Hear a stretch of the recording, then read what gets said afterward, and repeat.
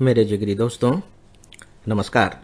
Friends, कल आप सबके सामने मैंने अपनी लिखी हुई एक लघु कथा प्रस्तुत की थी और मुझे सच पूछे तो ईमेल पढ़कर बहुत ही आश्चर्यजनक खुशी हुई कि उस लघु कथा को आप में से बहुतों ने पसंद किया और केवल पसंद ही नहीं किया बल्कि जिस तरीके से उसकी व्याख्या की, यानी कि उसे जिस तरीके से समझा, उससे मुझे बहुत ज़्यादा लेखकीय आत्मसंतोष जिसे आप कहते हैं, यानी कि एक लेखक होता है वो लिखता है ताकि उसकी भावनाएं, उसके विचार उसके पढ़ने वाले और सुनने वाले श्रोताओं और पाठकों तक पहुंच सकें, और अगर वे उसी वेवलेंथ से पहुंच पाती हैं तो लेखक के लिए इससे बड़ा रिवार्ड और कुछ भी नहीं हो सकता।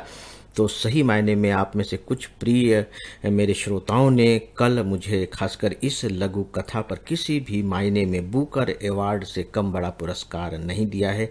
इसके लिए मैं आप सबके प्रति हृदय से आभार व्यक्त करूंगा। उसी में जो मुझे एक क्लू मिला, विषय मिला, वो ये था कि सर ये जो सौंदर्य है ये क्या है। आपने ध्यान दिया होगा कि कल मैं फूलों के सौंदर्य के बारे में ही बात कर रहा था और लघु कथा का शीर्षक ही अपने आप में सौंदर्य था।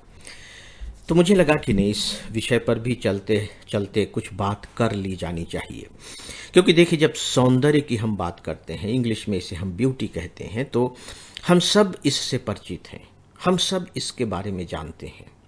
लेकिन मैं ये भी जानता हूँ कि हम सब की ज़्यादातर की जो जानकारी है सौंदर्य के बारे में वो थोड़े सतही स्तर की है, या यूँ कह लीजिए कि बहुत ही व्यावहारिक स्तर की है। सतही स्तर का कहना तो ठीक नहीं होगा। जैसे हम किसी भी चीज़ को देखते हैं, तो जब हम देखते हैं तो देखने का काम हमारी आंखें करती हैं, उसको इंटरप्रेट करने का काम हमारा मस्तिष्क करता है। देखिए एक बात तो आप अपने आप में एक्सपेरिमेंट करके देख सकते हैं कि हमारी जितनी भी कर्मेंद्रियां हैं, चाहे आँख हो, नाक हो, कान हो, मुंह हो, हाथ हो, ये जो हमारी कर्मेंद्रियां हैं, जब कोई भी काम करती हैं तो उसका जो संदेश है वो हमारे मस्तिष्क तक पहुंचता है, और इतनी तेजी के साथ पहुंचता है कि उसका हमें आभास नहीं होता। फिर मस्तिष्क उसको इंटरप्रेट करता है, और मस्तिष्क जिस तरीके से उसको इंटरप्रेट करता है उसी तरह की अनुभूतियां हमें होती हैं। हम उसे उसी तरह से आप कह लीजिए कि अनुभव करते हैं, या यूं कह लीजिए कि उसके प्रति हमारे विचार बनते हैं। विचार और अनुभूति दोनों अलग अलग बातें हैं। विचार हमारे मस्तिष्क की स्थिति होती है, हमारे मस्तिष्क में कोई थॉट आता है, लेकिन जो अनुभूतियाँ होती हैं वो हमारे हृदय में उठती हैं, जिसे आप फीलिंग कह सकते हैं। हाँ, ये बात ज़रूर है कि कहीं न कहीं विचार और हमारी जो फीलिंग होती हैं वो एक दूसरे से जुड़ी हुई होती हैं, क्योंकि जब तक विचार उसी के अनुकूल नहीं उठेंगे, फीलिंग के अनुकूल, तो कभी भी आपको फीलिंग नहीं हो सकती। तो दिमाग इंटरप्रेट करता है, इंटरप्रेट करके एक विचार देता है, और उस विचार के अनुकूल फिर हमारे अंदर एक बोध पैदा होता है। मुझे लगता है कि अनुभूति शब्द से ज़्यादा अच्छा शब्द है बोध का पैदा होना। तो आइए अब हम थोड़ा सा सौंदर्य को समझने की कोशिश करें। आप कल्पना करके देखिए, मैं अगर अपनी ही बात करूं, चलिए, तो जब मैं बहुत अच्छे अच्छे गार्डन में जाता हूं, विदेशों के एक से एक सुंदर गार्डन में हम लोग गए हुए हैं, अपने देश के भी बहुत सारे गार्डन्स हम लोगों ने देखे हुए हैं। जनरली जब भी मौका मिलता है कि किसी उद्यान में जा सकें तो हम लोग जाते ही हैं। तो आप देखिए कि उस गार्डन को देखने के बाद बहुत अच्छा लगता है। उसकी जो व्यवस्थाएं हैं, जो सिस्टम बना रखा है, बिल्कुल पेड़ पौधों की कटाई छटाई हो रही है, गंदगी बिल्कुल नहीं है, क्यारियां बनी हुई हैं, घूमने के लिए बिल्कुल बीच में रास्ते बने हुए हैं, फूल खिले हुए हैं, झरने बह रहे हैं, और अगर अंधेरा हो गया है तो बाकायदे लाइट्स भी चमक रही हैं। तो देखने में बहुत सुंदर लगता है, बहुत सुंदर लगता है। तो जब हम कहते हैं कि सुंदर लग रहा है तो इसका मतलब है सुंदर और सौंदर्य में समानता तो है, तो उसमें सौंदर्य है, सुंदर लग रहा है, ये एक स्थिति हो गई।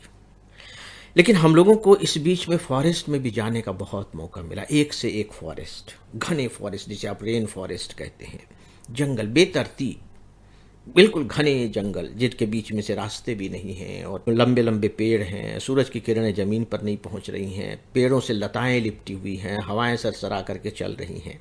सच पूछिए तो कभी कभी थोड़ा सा डर भी लगने लगता है।